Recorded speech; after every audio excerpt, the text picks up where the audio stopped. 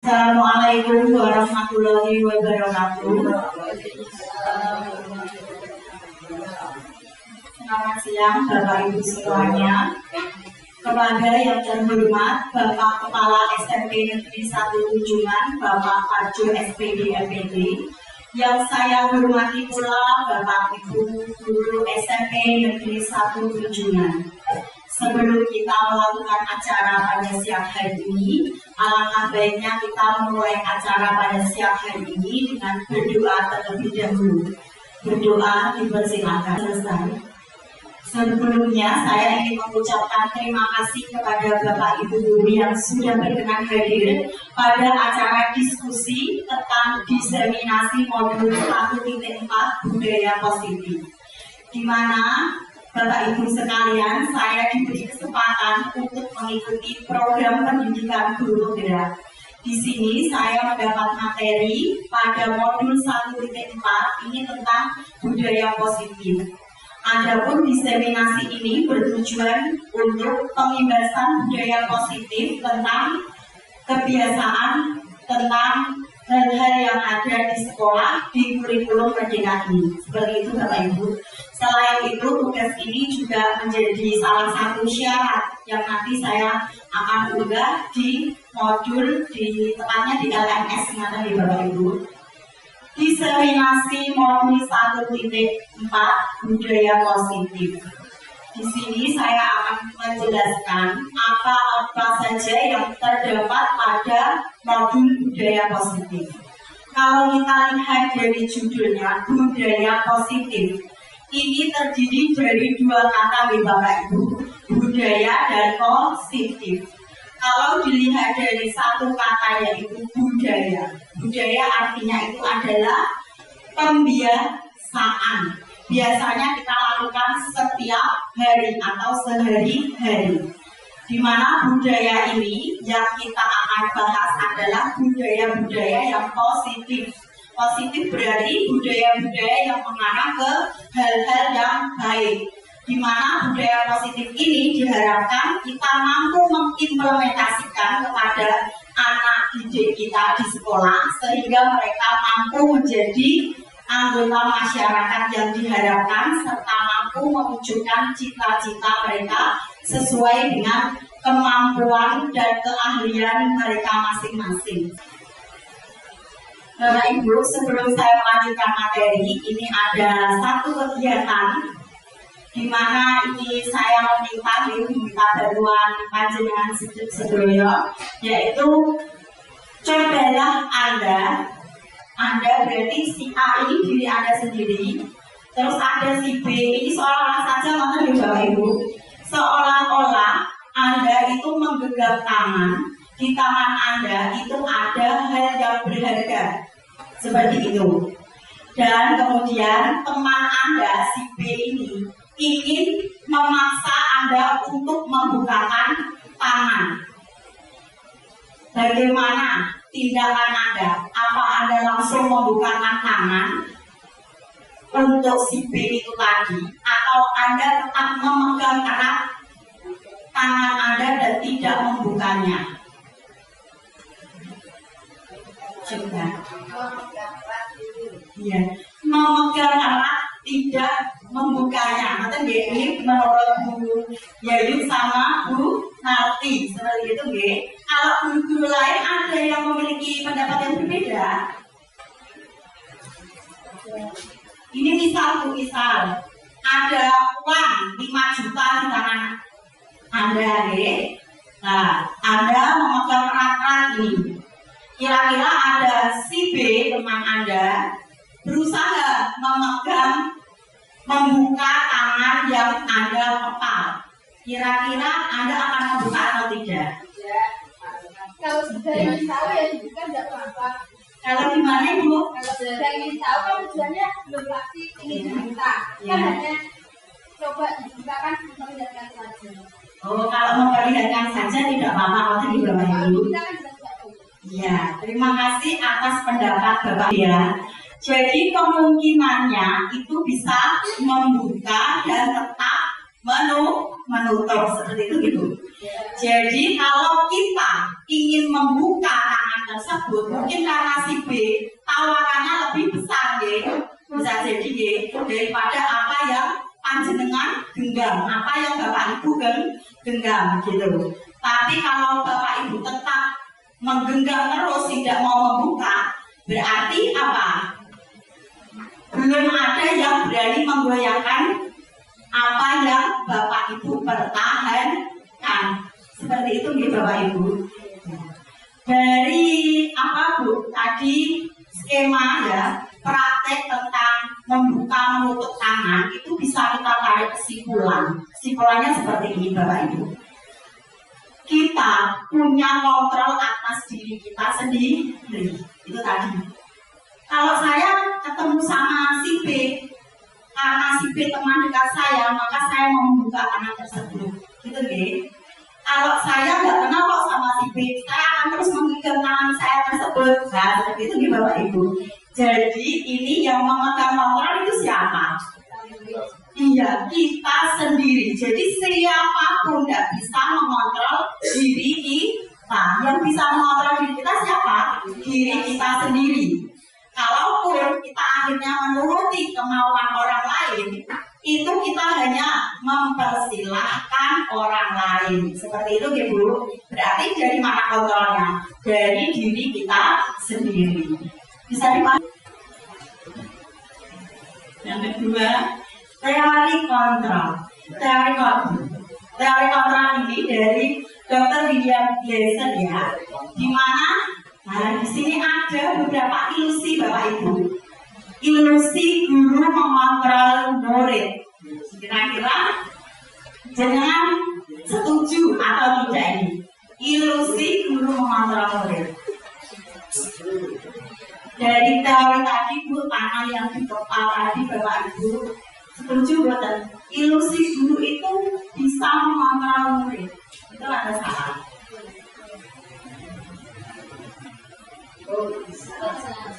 Bisa. Ada yang memiliki pendapatan, oh tidak bisa, ada. Bisa Ibu.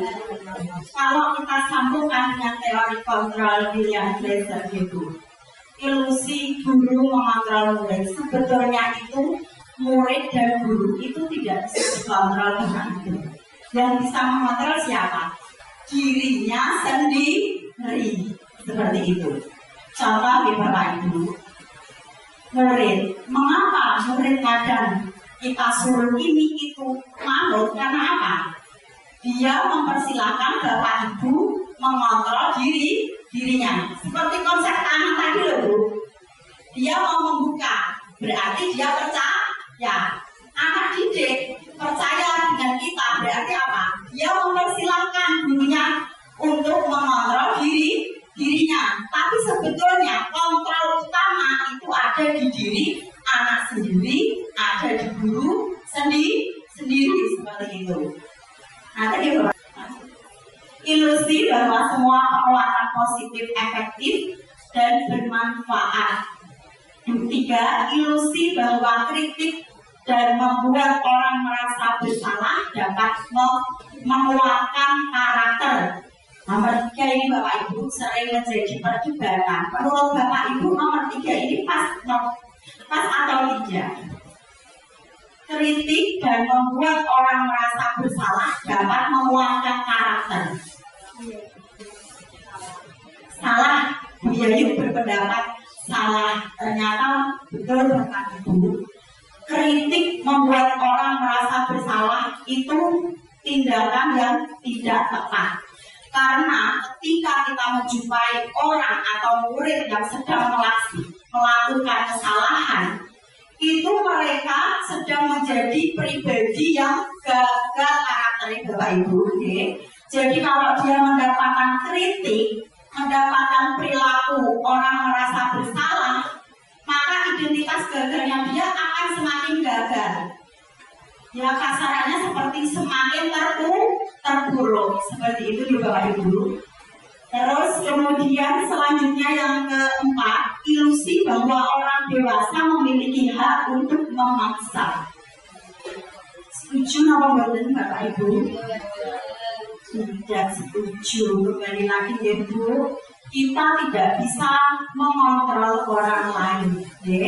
Apapun keputusannya tetap di diri kita masing-masing. Kalau toh kita mengikuti orang lain, berarti kita mempersilahkan orang lain untuk mengontrol kita. Dengan itu tadi Bu, pertimbangan yang positif dan negatif. Kalau misal ibu guru memberi motivasi si A, kamu belajar yang rajin, maka si A, ya Bu, saya mau belajar yang rajin. Berarti si A itu sudah berpikir, oh saya disuruh Bu Guru belajar rajin. Perilaku itu positif menurut saya, Mbak. Berarti kan dia memilih. Jadi kontrolnya itu ada pada dirinya sendiri. Pengaturan topik dan ide tentang realitas kita sama, realitas kita berbeda. Jadi ini ada paradigma baru yang dimana paradigma ini memang ada timbal balik ya, atau apa namanya, hubungan timbal balik ya, ada positif dan negatif. Realitas kita sama, realitas kita berbeda. Semua orang melihat hal yang sama, setiap orang memiliki gambaran yang berbeda. Kita mencoba mengubah orang agar berpandangan yang sama dengan kita. Kita berusaha memahami pandangan orang lain tentang dunia. Perilaku buruk dilihat dari sebagai suatu kesalahan. Semua perilaku memiliki tujuan. Orang lain bisa mengontrol saya, hanya Anda yang bisa mengontrol diri Anda. Saya bisa mengontrol orang lain, Anda tidak bisa mengontrol orang lain. Pemaksaan ada pada saat rujukan gagal. Kolaborasi dan konsensus menciptakan pilihan-pilihan baru. Model berpikir menang kalah, model berpikir menang-menang. Kira-kira dari bagian kiri dengan kanan itu yang cocok diterapkan itu bagian yang mana Bapak Ibu? Yang cocok diterapkan itu yang kiri atau kanan? Nah sini kalau butuh minang dan butuh timnya sebelah kanan B. Kalau yang lain sebelah bundi Bapak Ibu. Setuju kanan semua? Ya Bapak Ibu, betul, setuju kanan semua. Itulah paradigma baru yang harus kita terapkan kepada anak murid kita. Seperti itu Bapak Ibu. Lanjut Bapak Ibu.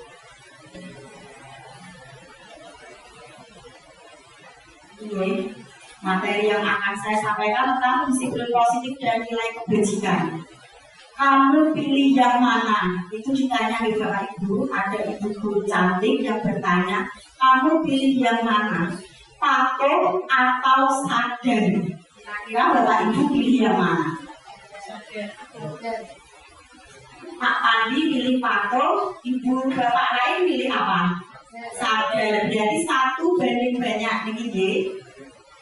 Sadar dan patuh ini 2 hal yang berbeda, tetapi efeknya juga sangat berbeda. Patuh, kalau kita mendengar kata patuh pasti berkaitan dengan rasa takut, gitu ya. Ada aturan, setiap aturan kan pasti sifatnya memaksa. Jadi kalau kita bilang patuh berarti anak tersebut mengikutinya dengan rasa takut tanpa ada rasa keikhlasan hati. Kira-kira awet bukan Bu? Perilaku yang seperti itu awet tidak? Tidak awet seperti itu B. Karena apa? Sikap patuh itu hanya ada pada motivasi ekstrinsik atau dari luar. Kalau sadar beda lagi Bapak Ibu.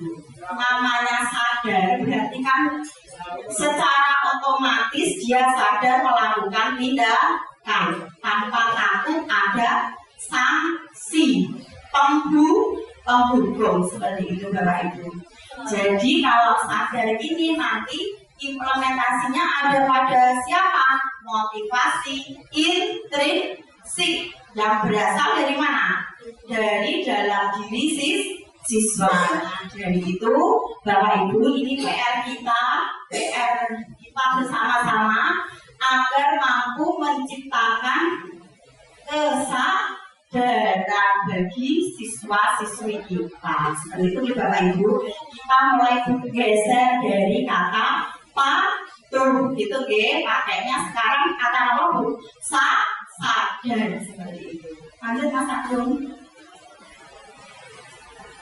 Ini adalah nilai kebajikan. Nilai kebajikan itu adalah isinya itu berupa nilai-nilai atau sifat-sifat positif manusia yang memiliki tujuan yang mulia ingin dicapai setiap individu. Kita di pendidikan itu, kurikulum Merdeka punya nilai kebajikan yang diterapkan pada peserta didik atau siswa, yaitu nilai pada profil pelajar Pancasila. Bapak Ibu semuanya, saya yakin sudah mengimplementasikan 6 profil pelajar Pancasila. Yang pertama, masih ingat Bapak Ibu nilai apa? Profil pelajar Pancasila. Lupa. Profil pelajar Pancasila yang pertama Pak. Belajar Pancasila,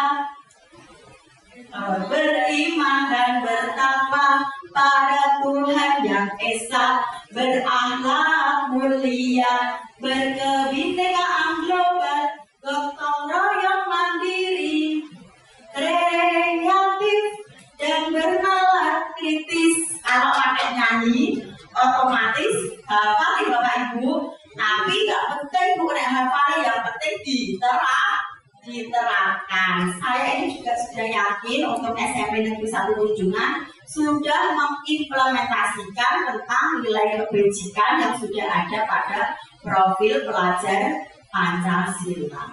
Lanjut Mas Agung.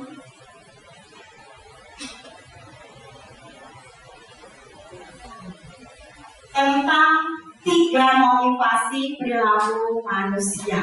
Ini Bapak Ibu, di slide sudah tampil, itu ada 3 motivasi perilaku manusia.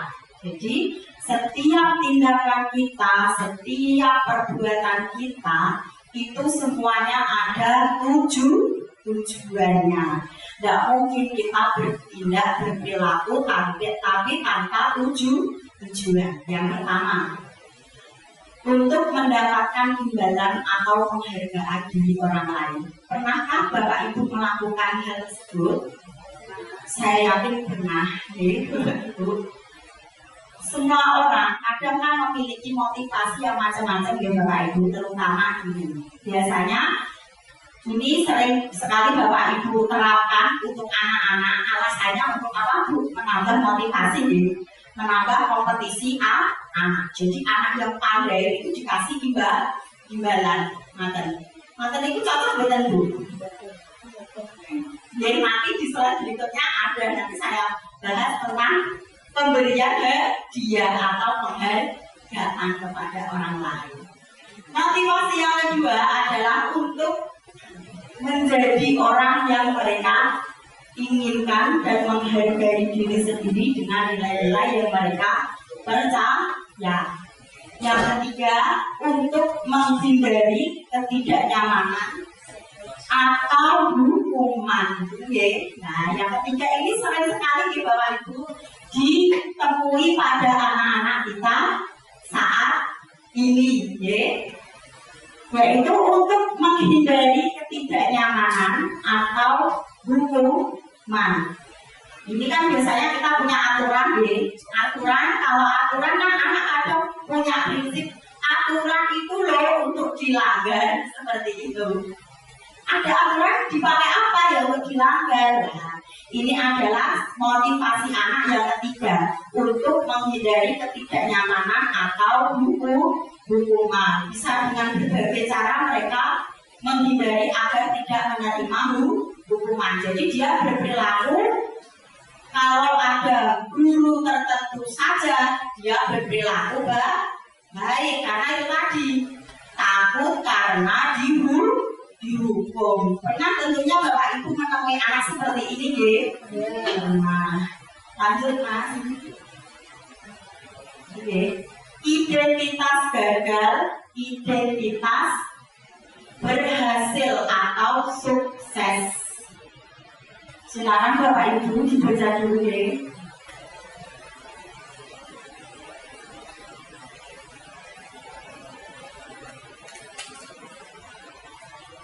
Identitas gagal. Identitas gagal itu masuk konsekuensinya ada di hukuman. Ya, di situ bisa Bapak Ibu lihat hukuman itu ternyata sifatnya lebih ke negatif. Mengapa negatif? Mencoba mengontrol anak dengan penguatan negatif, membayar impas kesalahan. Dampak pada murid marah, merasa bersalah, rendah diri, mengasihkan diri. Tiba-tiba tidak diharapkan atau sangat melukai. Dibuat guru, menyakitkan, guru menjalani konsekuensi dengan menyalahkan, mengkritik, menyindir, dan merendahkan. Dari kolom hukuman itu kalimatnya menyedihkan sekali Bapak Ibu. Kita coba posisikan kita sebagai siswa. Kira-kira kalau kita sebagai siswa baru saja melakukan kesalahan, tapi kita sudah menerima bentuk hukuman. Kadang baru satu kali, tapi kita sudah mendapat beban psikis yang sebanyak itu. Ini sangat berpengaruh bagi perkembangan psikologi anak Bapak Ibu. Ternyata mencoba mengontrol anak dengan penguatan negatif. Misalnya, kalau anak melakukan ini, misal dihukum posek kamar mandi, misal seperti itu, dihukum lari di lapangan 1000 kali. Nah, itu kan namanya tidak sesuai dengan kaidah pendidikan. Itu termasuk membentuk karakter yang negatif.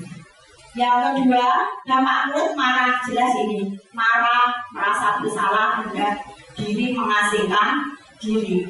Kalau murid yang notabene dia itu psikologinya kuat Bapak Ibu, dia akan marahnya meledak-ledak. Tapi kalau dia tipenya yang pendiam, pasti akan mengasihkan diri. Nah, ini bahayanya ketika kita melihat murid kita yang mengasihkan diri Bapak Ibu. Psikologinya tidak kuat, nanti bisa endingnya apa? Bunuh diri. Nah, itu. Jadi kita pernah melihat di media massa, ternyata bunuh diri itu tidak mengenal umur Bapak Ibu. Tidak mesti orang dewasa bunuh diri, tidak. Ternyata anak kecil pun bisa bunuh diri seperti itu. Kemudian yang selanjutnya ada identitas berhasil atau sukses. Identitas berhasil atau sukses ini membentuk kata disiplin. Ya. Disiplin itu ada dua, sanksi, konsekuensi, dan restitusi. Kalau sanksi atau konsekuensi ini lebih bersifat netral Bapak Ibu. Mencoba mengontrol anak dengan penguatan positif. Kehilangan hak, waktu, jeda seorang diri, penahanan. Misalnya seperti ini Bapak Ibu, anak lupa tidak mengerjakan PR, disuruh nyalin 3 kali. Kata ya, itu masuknya konsekuensi, soalnya bersifat netral. Sudah diketahui dan masuk akal, dibuat oleh guru dan murid atau anak. Membantu guru menyatakan peraturan, melakukan peringatan, dan menerapkan konsekuensi. Jadi di sini Bapak Ibu berbeda hukuman dengan konsekuensi. Berbeda ya Bapak Ibu. Kalau konsekuensi di sini melibatkan anak dalam mengambil keputusan. Tapi kalau di hukuman hanya guru saja yang mengambil keputusan seperti itu. Harus dilibatkan semuanya, baik anak dan guru. Supaya apa Bapak Ibu? Anak sadar, anak tanggung jawab. Kalau saya salah, berarti saya harus seperti ini. Atau nggih? Kemudian yang terakhir, restitusi. Ini sifatnya positif ya Bapak Ibu. Inilah nanti muaranya panjenengan disuruh ke restitusi karena ini yang ideal. Anak paham bahwa dirinya sendiri yang memegang kendali atau kontrol. Murid atau anak tidak kehilangan waktu, namun bersemangat untuk memperbaiki diri. Berupa undangan untuk mengadakan restitusi dibuat oleh murid atau anak, menguatkan guru, menyebutkan keyakinan kelas, membimbing kerangka acuan berpikir, restitusi murid dan anak. Inilah Bapak Ibu. Jadi kembali lagi Bapak Ibu, kenapa kok harus restitusi? Ini tidak lepas dari filosofi dari Ki Hajar Dewantara. Beliau adalah Bapak Pendidikan Indonesia Bapak Ibu, di mana Ki Hajar Dewantara memiliki filosofi yang berbunyi pendidikan itu adalah menuntun. Pendidikan itu adalah siswa center, ya, pusatnya adalah siswa, menuntun, bukan memaksa. Maka ya Bapak Ibu, bukan memaksa. Kalau memaksa nanti jatuhnya hukuman, bukan restitusi seperti itu. Berikutnya Mas, mungkin Bapak Ibu tadi sempat saya bahas sedikit, sekarang lebih detailnya dihukum oleh penghargaan. Coba Bapak Ibu baca sekedar deh tentang dihukum oleh penghargaan.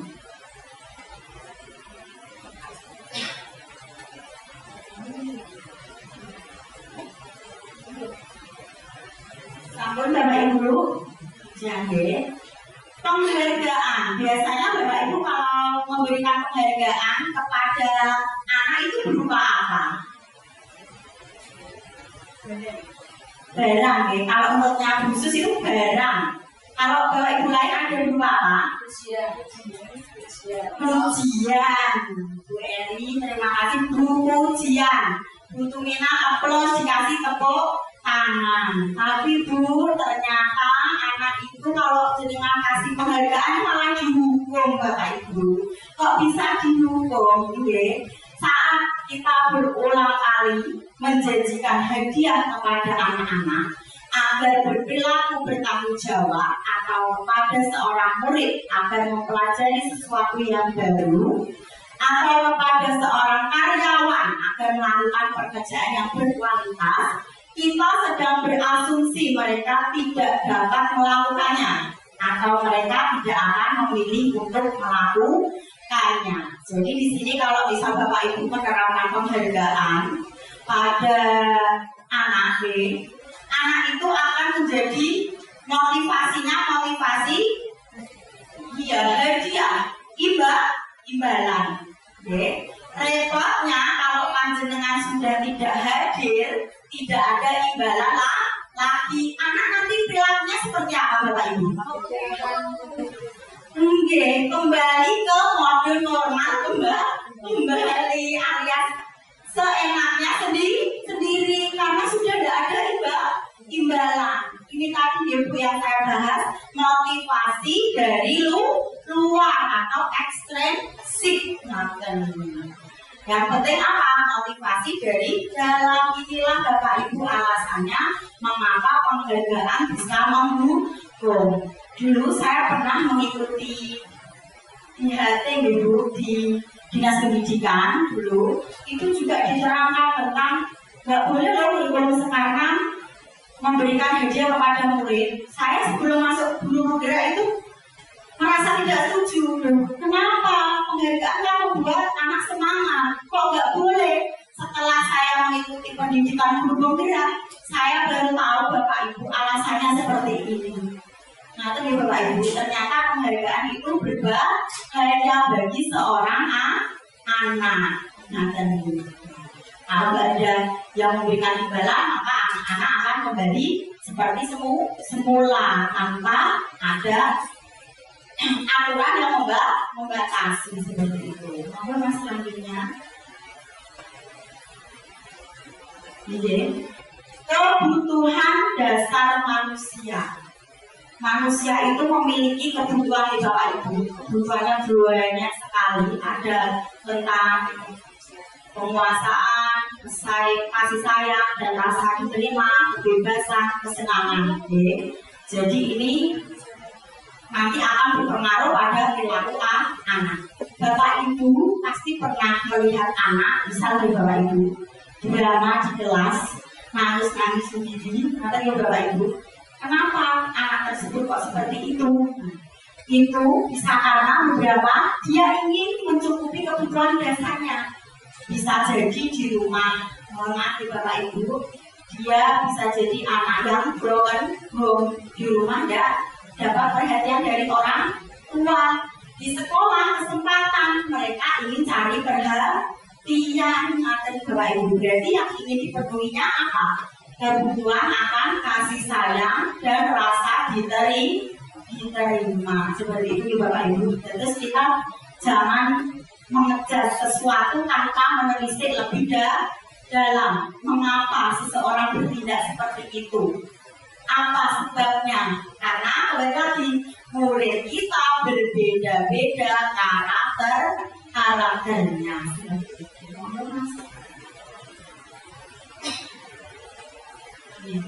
Materi berikutnya tentang dunia berkualitas. Dunia berkualitas itu adalah tempat khusus dalam pikiran, tempat menyimpan gambar-gambar representasi dari semua yang Anda inginkan. Bisa berisi orang-orang, hal-hal yang baik dalam hidup Anda, bahagia. Dunia berkualitas, Bapak Ibu, anak didik kita itu punya yang namanya dunia berkualitas. Berkualitas itu seperti album foto, Bapak Ibu.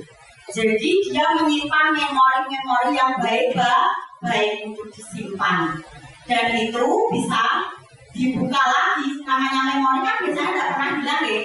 Bisa dibuka lagi 10 tahun, 20 tahun, bahkan bertahun-tahun selama individu masih hidup. Itu namanya dunia berkualitas. Sekarang pertanyaannya Bapak Ibu, apakah Bapak Ibu tidak kepingin menorehkan foto panjenengan di dunia berkualitas setiap murid panjenengan semuanya? Ingin atau tidak Bapak Ibu? Pasti ingin. Panjenengan pasti ingin sekali dikenang di hati murid-murid. Kenangannya yang disimpan itu kenangan baik Bapak Ibu. Dikenang tapi keliru orangnya.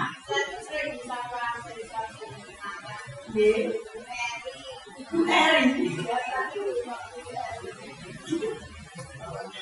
Dia salah nama Ibu, tapi minimal dia dikenal Ibu, berarti panjenengan sudah punya tempat tersendiri di siswa.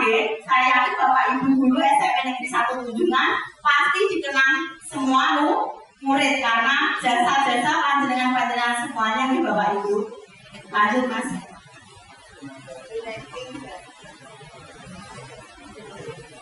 Ini tentang keyakinan kelas. Saya yakin Bapak Ibu semua sudah menerapkan ya Bu tentang keyakinan kelas di kelas masing-masing. Ini biasanya dibentuk pada awal pembelajaran. Kalau wali kelas ya awal masuk kelas pertama. Setiap guru itu wajib punya yang namanya keyakinan kelas. Gunanya apa keyakinan kelas Bapak Ibu? Salah satunya adalah menciptakan agar kelas senantiasa apa? Teratur, tertib. Jadi pembelajaran senantiasa berjalan lancar seperti itu.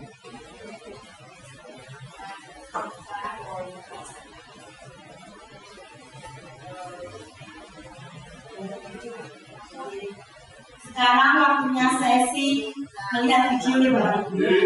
Kita simak bareng-bareng video yang akan saya tampilkan ini apa.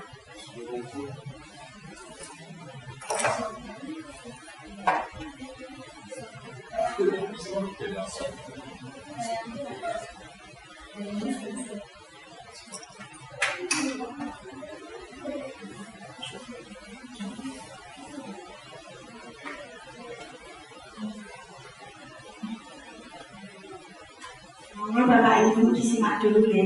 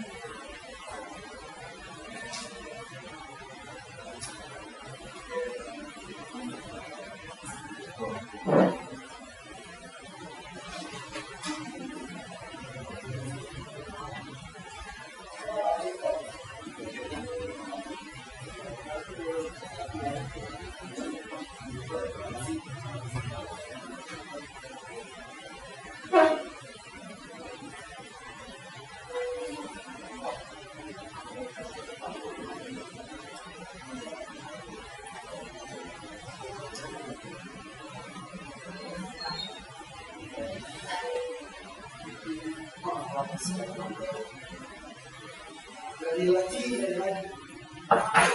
kalau itu bisa bilang seperti lainnya. Jadi teman-teman kamu yang lain bisa datang ke waktu atau ya setengah jam sebelum sekolah mulai mereka sudah datang. Dari dia berapa tahun juga apapun rasa kamu akan apa? Saya belum datang. Jadi, kalau kamu masih tidak ada apa-apa, Bapak sudah selalu Bapak ini sama kamu sudah ada. Jadi, Bapak semua.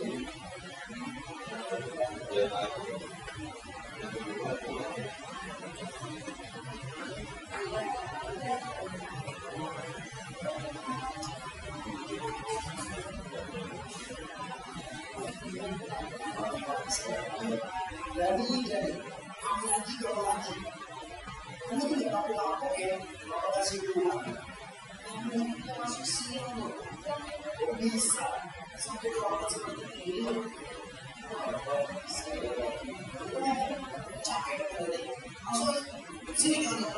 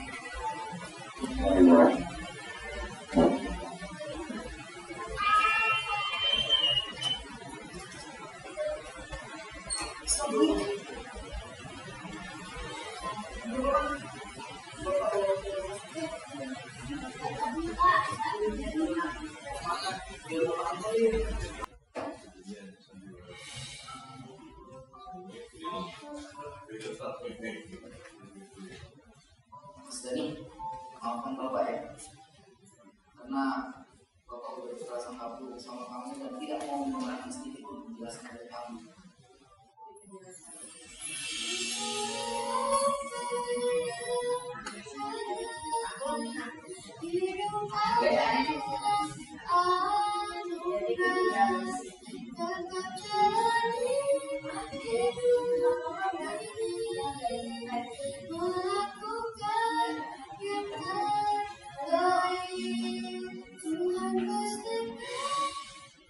Iya, Bapak sesuatu buat kamu.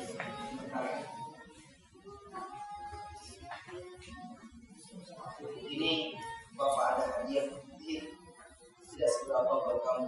Kamu diterima ya.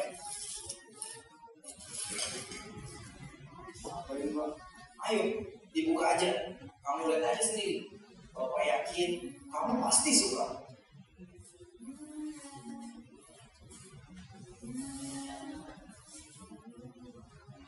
Wah, ini bagus banget. Ini buat saya, Pak. Iya, sepatu itu buat kamu. Ya, kamu gak datang terlambat lagi ke sekolah. Alhamdulillah. Terima kasih ya, Pak. Saya jadi tidak akan terlambat sekolah lagi. Iya, Bapak juga ucapkan terima kasih.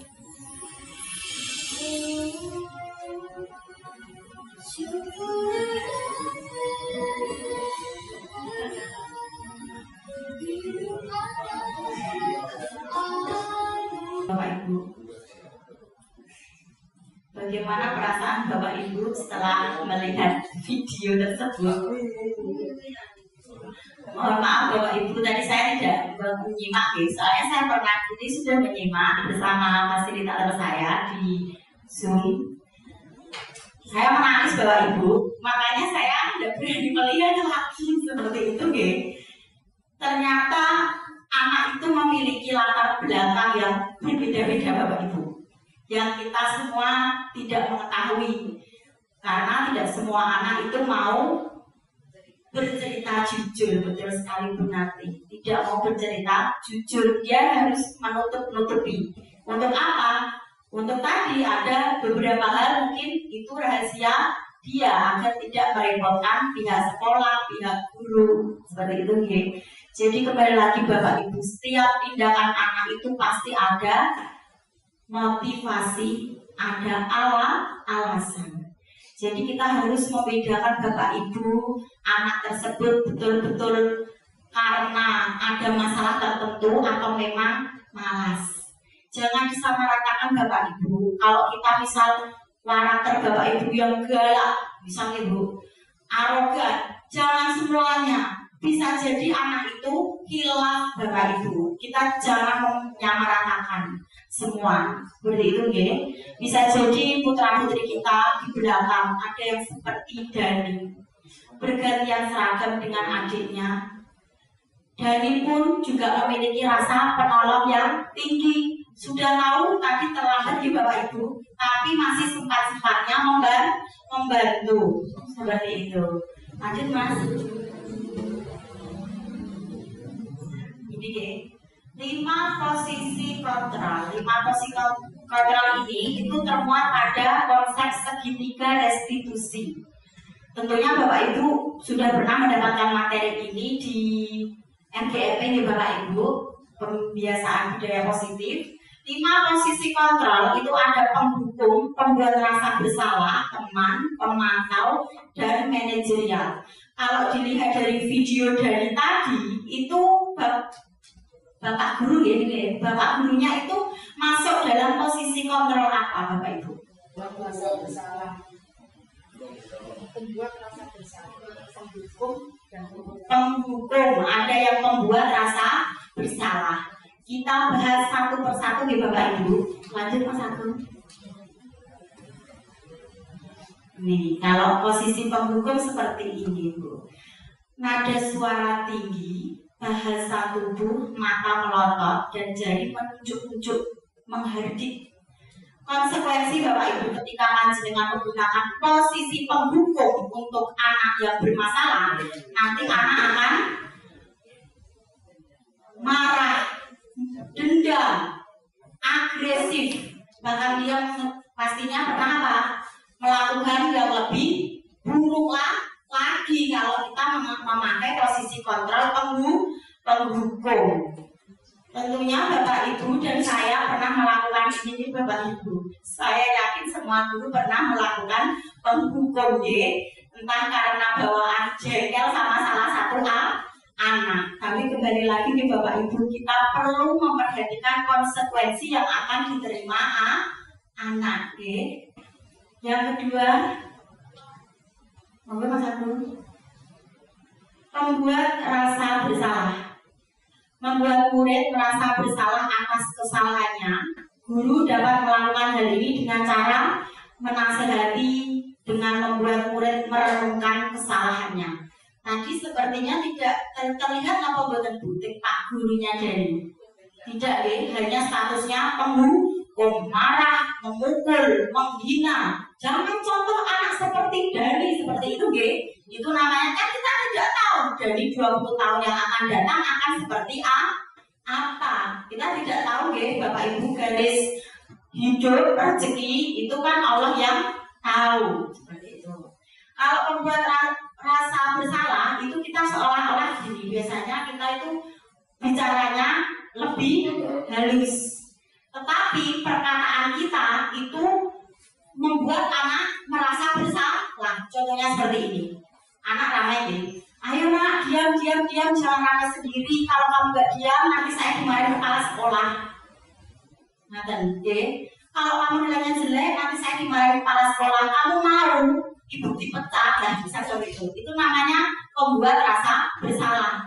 Jadi seolah-olah anak ini menganggap dirinya itu loh paling salah sendiri. Padahal dia bertindak pasti punya tujuan. Seperti itu Bapak Ibu.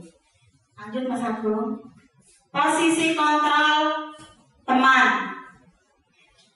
Biasanya ini Bapak Ibu, ciri-cirinya guru yang berperan sebagai teman akan memperlakukan murid seperti teman sebaya.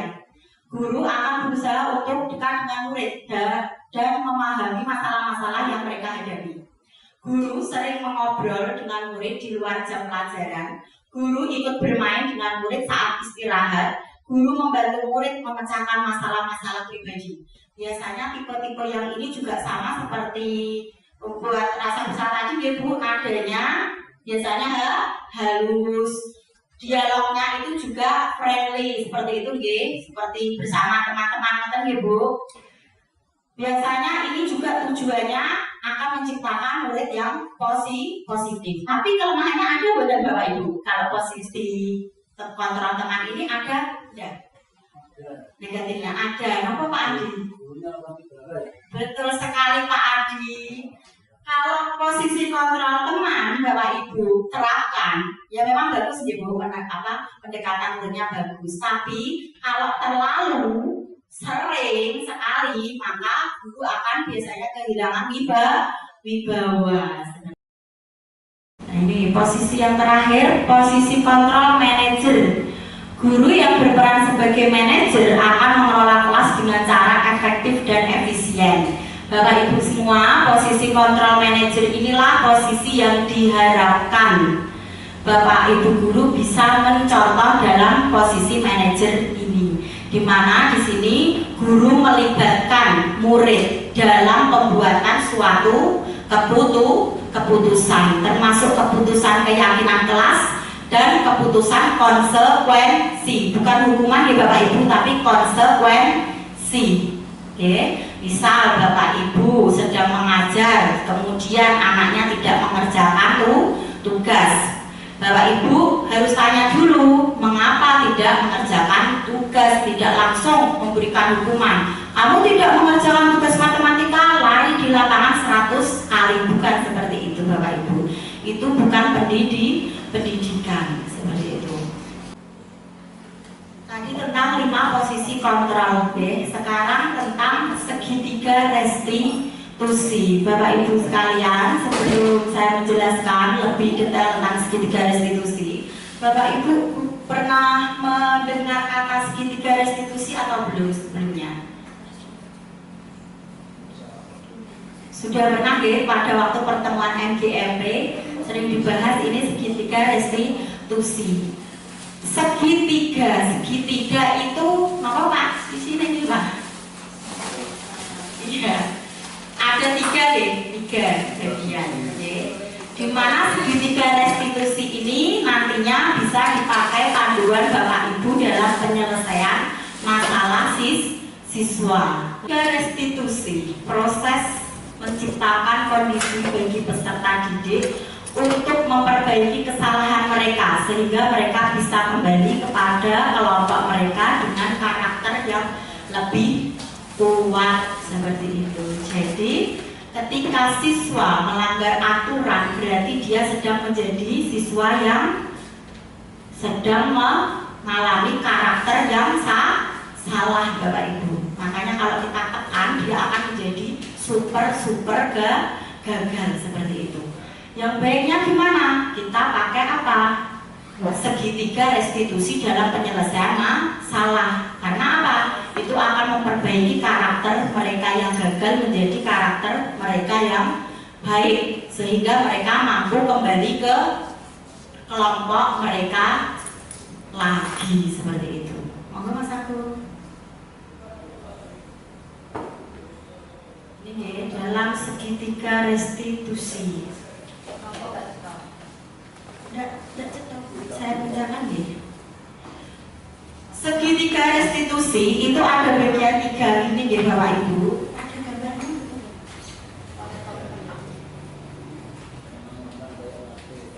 Yang pertama ada menstabilkan identitas. Bagian pertama nih Bapak Ibu. Anak yang melanggar peraturan karena sedang mencari perhatian adalah anak yang sedang mengalami kegagalan. Anak tersebut mencoba untuk memenuhi kebutuhan dasarnya, tetapi ada benturan. Jika mengkritiknya, maka akan tetap membuatnya dalam posisi gagal. Contoh kalimat yang dipakai untuk menstabilkan identitas ya Bapak Ibu. itu berbuat salah itu tidak apa-apa. Tidak ada manusia yang sempurna. Banyak orang yang juga pernah melakukan kesalahan seperti itu. Yakinlah bisa menyelesaikan masalah ini. Jadi kita menstabilkan identitas dulu sebelum kita menghukum. Seperti itu Bapak Ibu. Jadi seperti dibuat sesi curhat, Bapak Ibu, ada komunikasi dua arah. Kalau penghukum tadi kan komunikasi satu arah. Guru saja yang berkomunikasi tanpa melihat anak itu kan kejadiannya memang suka membuat onar atau tidak seperti itu. Takutnya nanti seperti video Dani seperti tadi ya. Lanjut Mas. Validasi tindakan yang salah. Setiap tindakan dilakukan dengan suatu tujuan, yaitu memenuhi kebutuhan dasar. Contoh kalimat yang digunakan dalam validasi tindakan salah itu misalnya seperti ini Bu. Padahal kamu bisa melakukan hal yang buruk ini. Kamu pasti punya alasan mengapa melakukan hal itu. Kamu patut bangga pada dirimu sendiri karena kamu telah melindungi sesuatu yang penting buatmu. Kamu boleh mempertahankan sikap itu, tapi kamu harus menambahkan sikap yang baru. Ini adalah validasi tindakan yang salah. Kenapa kok perlu masuk ke validasi tindakan yang salah? Kadang-kadang kita itu menemui peserta didik yang sudah tahu dia melanggar keyakinan kelas, tapi mereka tidak merasa. Pernah Bapak Ibu mendapat siswa seperti itu? Pernah nggih? Salah tapi tidak merasa salah. Makanya kalau kita sedang menyelesaikan persoalan anak, jangan langsung dungo, kamu itu loh salah gini. Kita melalui tahap tadi restitusi dulu, mulai menstabilkan identitas, baru validasi tindakan yang salah. Karena tidak semua anak itu paham kalau apa yang dilakukannya itu menyalahi keyakinan kelas seperti itu. Lanjut Mas. Terakhir nih Bapak Ibu, menanyakan keyakinan kelas. Ketika identitas sukses telah tercapai, tingkah laku yang sudah telah divalidasi, maka anak akan siap untuk dihubungkan dengan nilai yang dia percaya dan berpindah menjadi orang yang diinginkan. Contoh pertanyaannya seperti ini, apa yang kita percaya sebagai kelas atau keluarga? Apa nilai-nilai umum yang kita telah sepakati? Apa bayangkan kita tentang kelas yang ideal?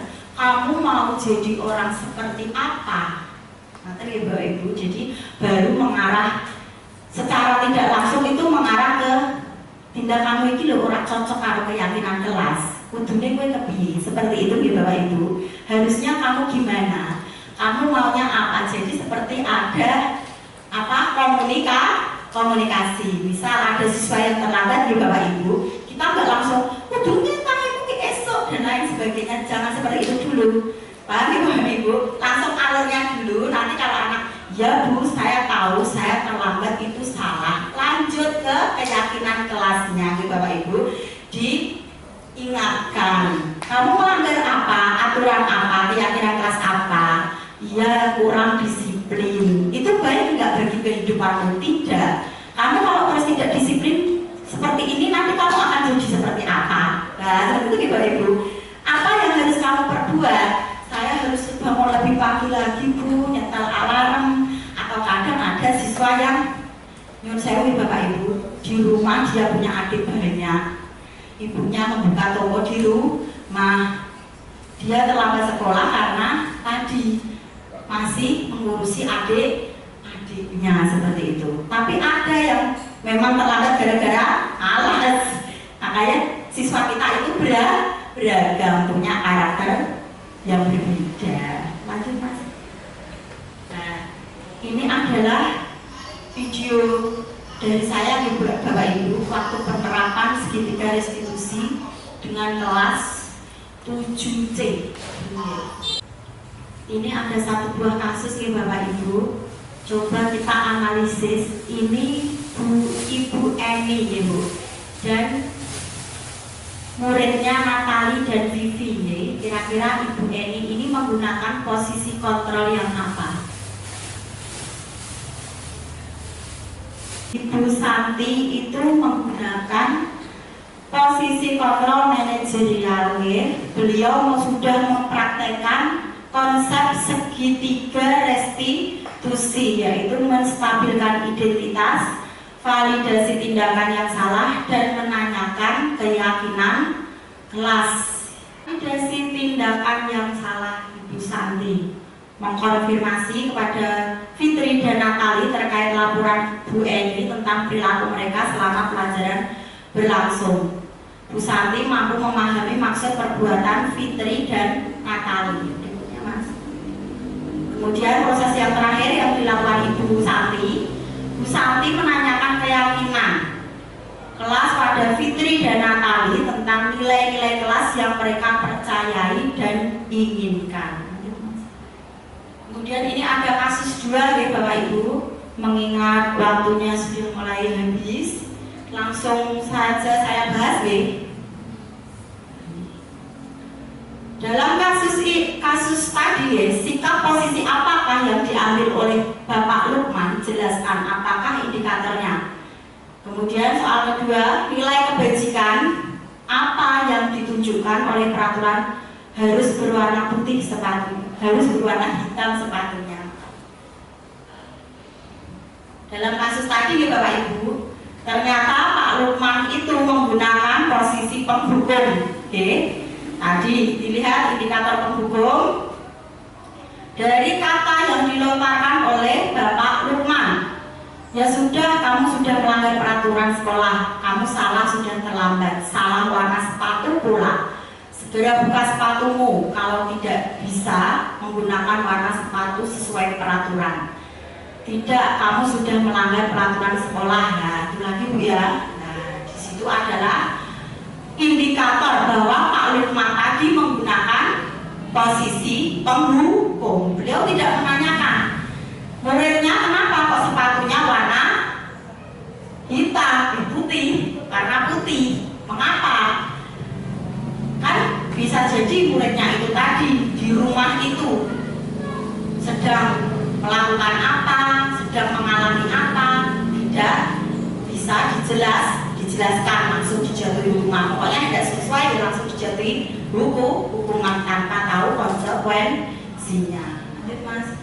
Nah ini pertanyaan yang kedua tadi ya Bu, tentang sepatu berwarna hitam.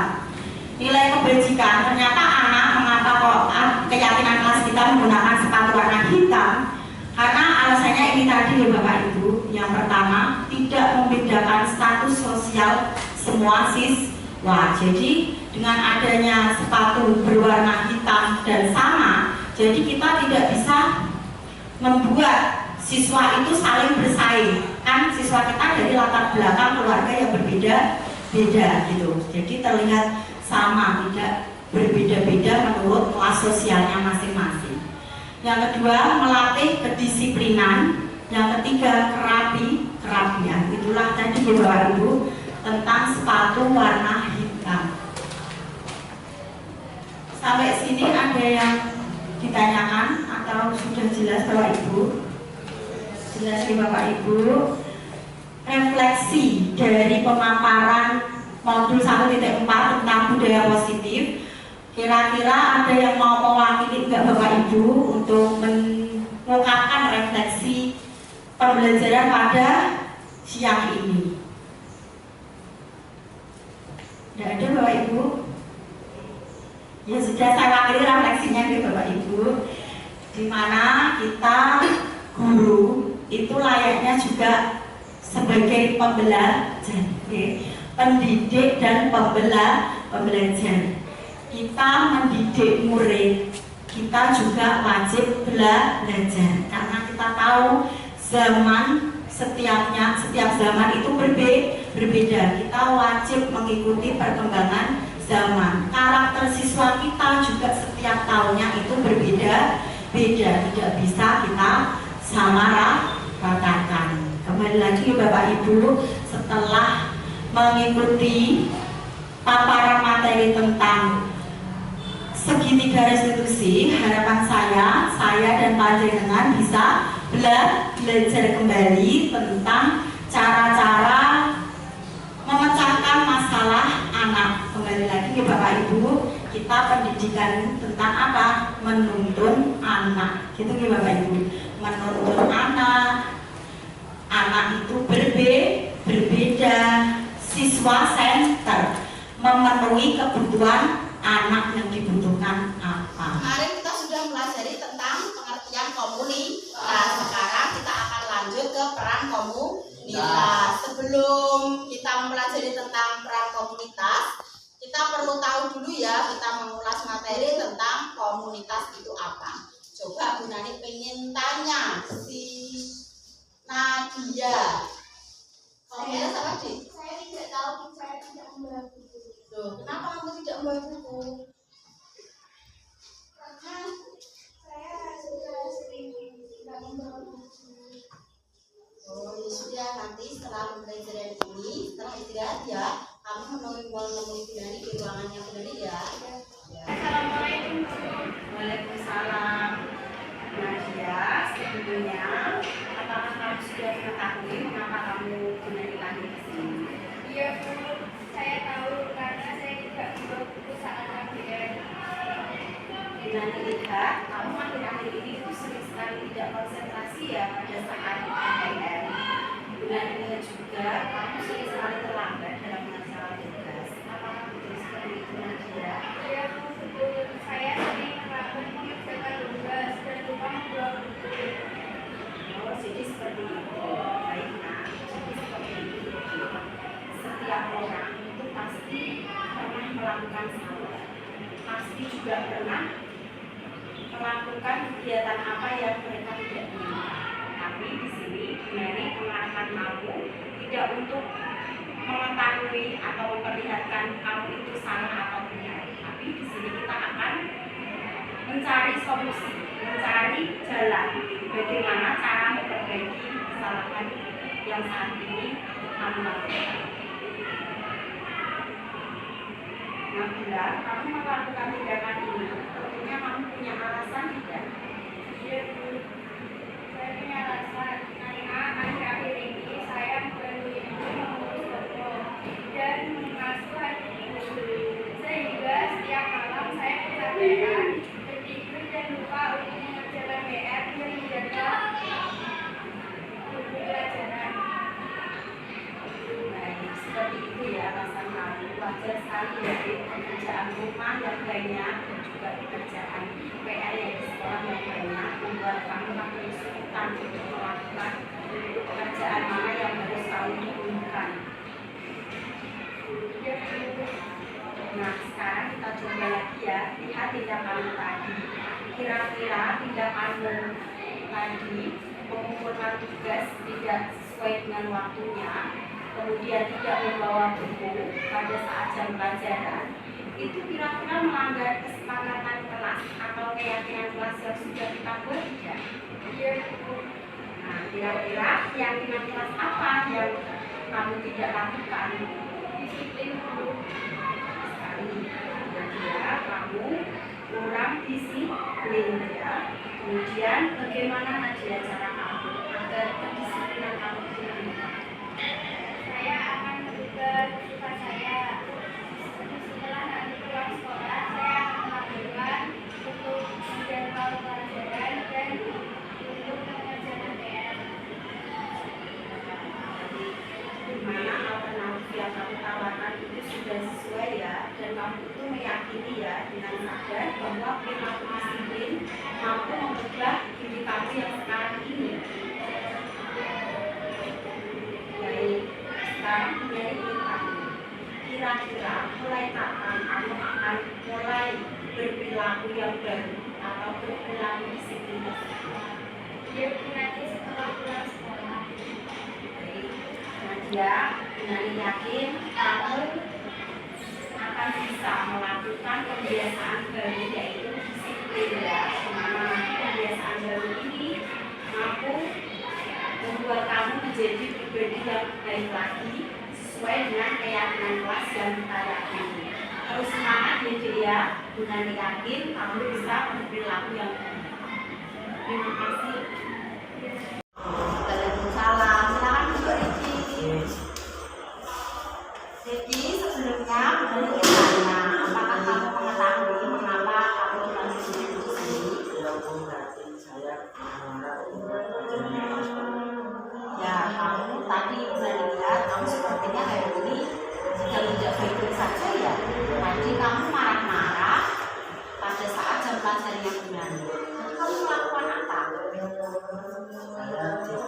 saya lewat saya Ya memang ya kamu tadi kamu dipanggil mama ya Dewen itu ya kamu malu ya memang ini kalau benar jadi kamu juga sama halnya ya akan malu ya nah memang tindakan kamu itu wajar kalau sebenarnya ada di posisi kamu mungkin kejadian serupa akan kembali lakukan kamu berarti marah-marah tadi salah satu alasannya untuk apa?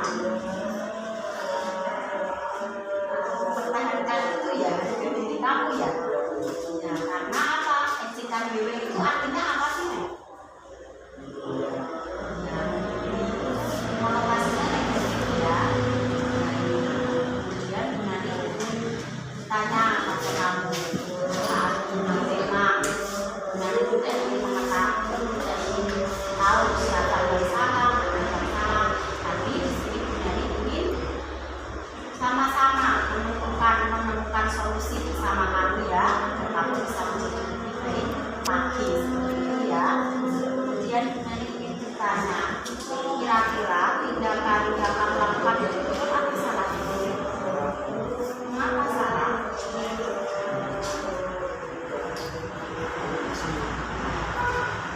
Karena kamu sudah emosi, sudah tidak terkontrol ya. Dimana emosi kamu ini nanti kalau kamu biarkan akan merugikan orang lain ya.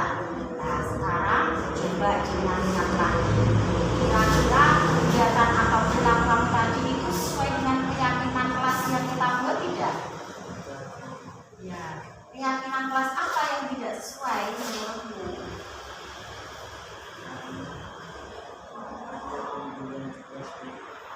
Ya kemudian kamu responnya apa tindakan kamu merespon pembelian tersebut? Ya, kamu tadi marah-marah, emosi sampai tadi menggebrak meja ya. Ya, itu memang wajar. Tapi ingat kita sudah bersepakat dengan keyakinan kelas ya. Dari tindakan tersebut. Dari tindakan itu tadi, kira-kira apa yang bisa kamu lakukan untuk memperbaiki kesalahan itu? Ya, minta maaf, kemudian apa lagi?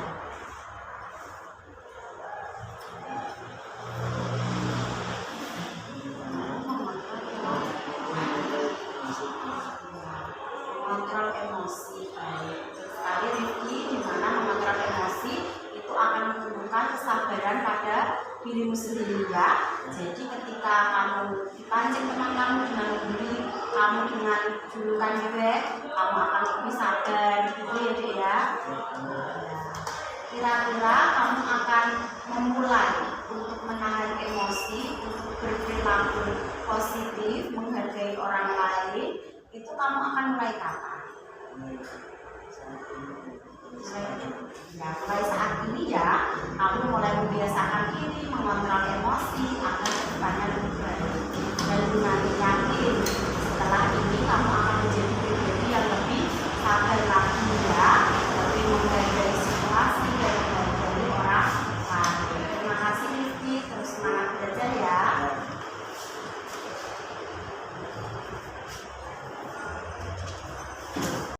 Assalamualaikum warahmatullahi wabarakatuh. Pada kesempatan hari ini saya akan menyampaikan refleksi setelah mempelajari modul 1.4 tentang budaya positif.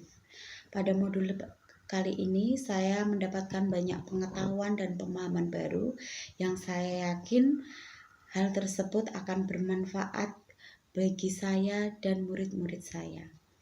Adapun materinya salah satunya berupa materi tentang teori kontrol sosial, 3 motivasi, kebutuhan dasar pada manusia, keyakinan kelas, segitiga restitusi, serta posisi kontrol pada murid. Begitu banyak materi dan pemahaman yang saya terima, terutama pada hal keyakinan kelas.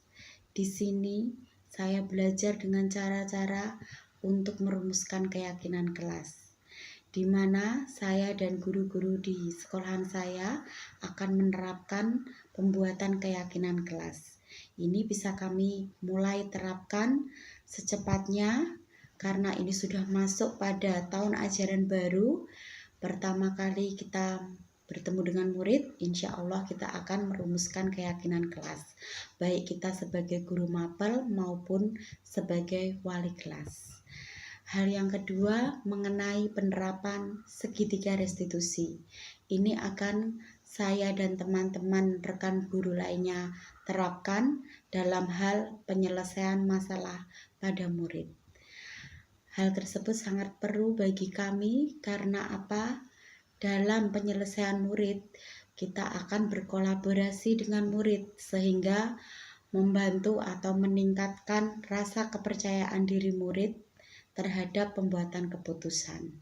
Jadi ketika kita penyelesaian dengan konsep segitiga restitusi, kita akan mengetahui akar permasalahannya seperti apa dengan sesi curhat sehingga tidak menekan siswa, tidak menghakimi siswa. Selain itu, muaranya adalah solusi yang terbaik bagi siswa.